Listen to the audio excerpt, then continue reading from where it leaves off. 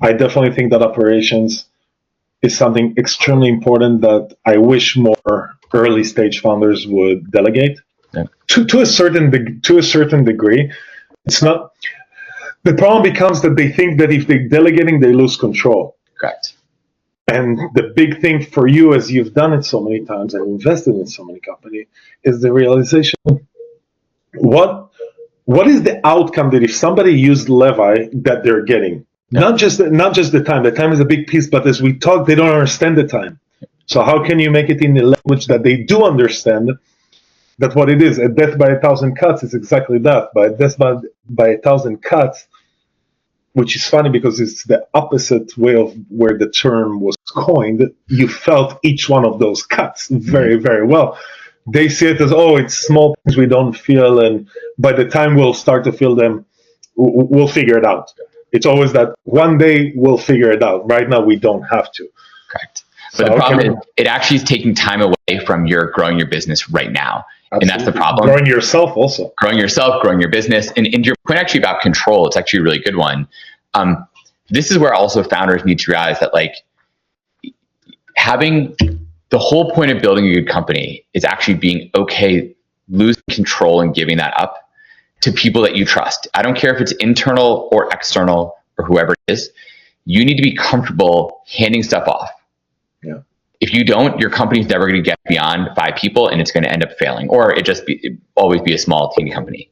Yep. You have to be comfortable giving things away. Yeah. Or you'll hire all the wrong people and then we'll blame them for not being good where it started with you and your misalignment. Correct. You hired people who only take orders from you and they're not going to use their own brains and think about anything. Yep. They're going to just do exactly what you say. And like, what sort of company is that?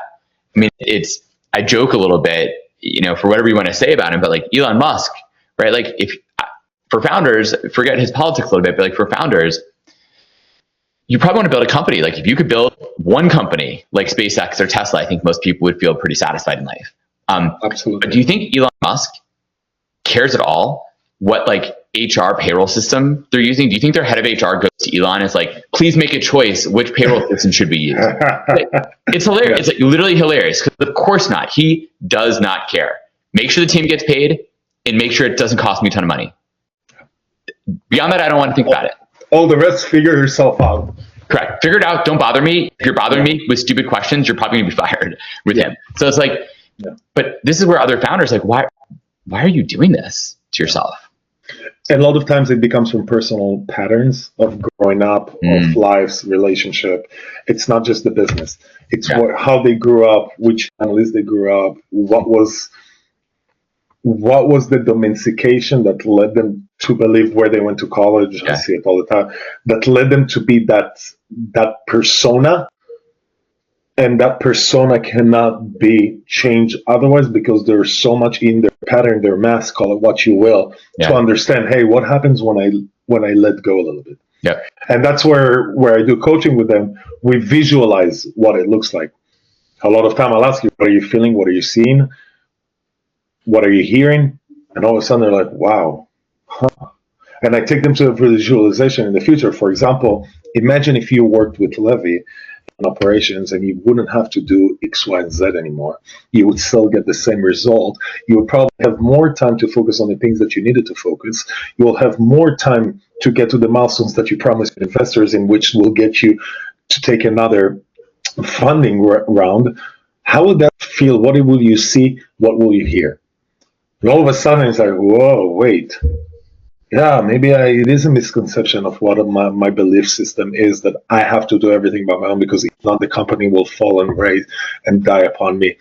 And I think, even though it's a great book, a lot of founders read, The Hard Thing About Hard Things, Ben Horowitz's book, which is a great book, but he took it to an extreme that he is not wrong, but most people read exactly his words without understanding what he's trying to say between those words. Yeah. And he also had great people. If I recall the book, he had great people on his team. Amazing people. But most of the time, if you speak to a founder who just finished reading it and you say, what did you learn from the team? They're like, oh, if you're the CEO, you have to do everything by yourself. But then you ask, wait, do you remember his advisors? Do you remember what he said about his advisors? Do you remember what he said about this coworker and that coworker and that coworker? You're right. So that I think we can both win.